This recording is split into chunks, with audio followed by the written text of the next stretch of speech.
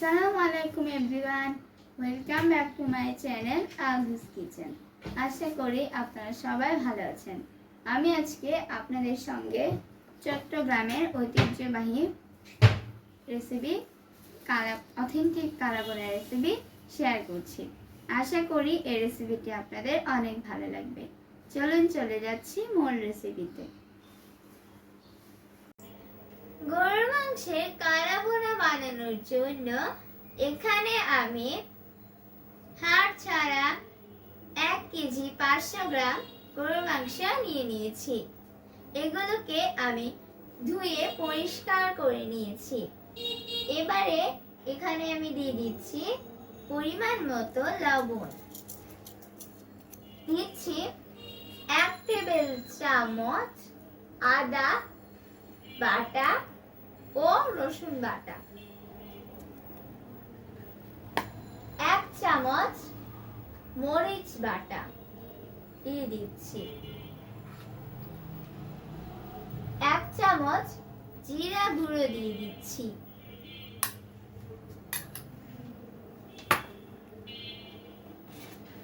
এবং 1 চামচ ধনিয়ার গুঁড়ো দিয়ে দিচ্ছি, 1 চামচ হলুদের গুঁড়ো দিয়ে দিচ্ছি,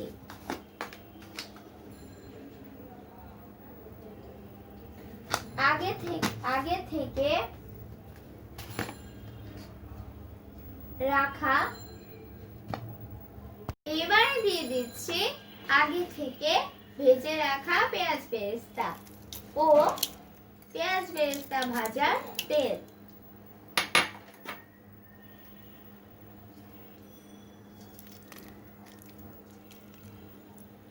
দিয়ে দিচ্ছি পেঁয়াজ কুচি। সবকিছু হাত দিয়ে ভালোভাবে মেখে নিব। এখানে আমি একটু ট্রেতে এলাচ, দারচিনি, তেজপাতা, লবঙ্গ, গোলমরিচ, জায়ফল ও জয়িত্রী নিয়েছি। এর সাথে আমি নিয়ে নিয়েছি রাঁধুনি। এখন এই সব কিছু ভালোভাবে ব্লেন্ড করে নেব। মাংসটা মাখানো হয়ে গিয়েছে।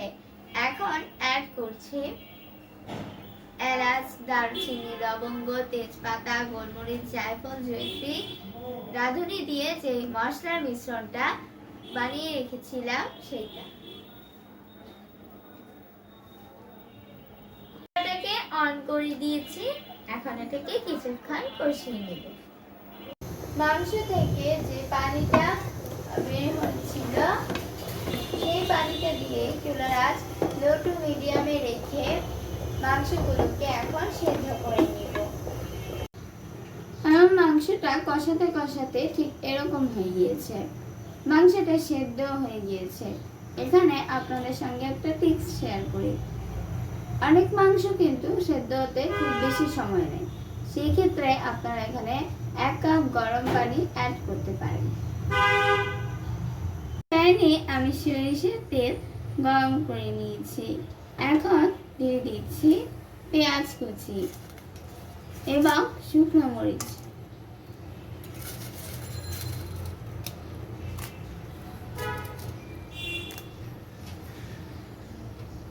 এগুলোকে আমি এখন কিছুক্ষণ ভেজে নেব। এবারে দিয়ে দিচ্ছি মাংসগুলো।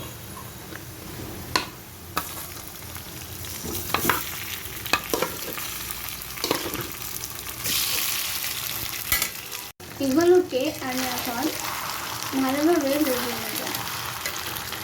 আমি যে মশলার মিশ্রণটাকে বানিয়ে রেখেছিলাম সেইখান থেকে আবারও সামান্য দিয়ে দিচ্ছি।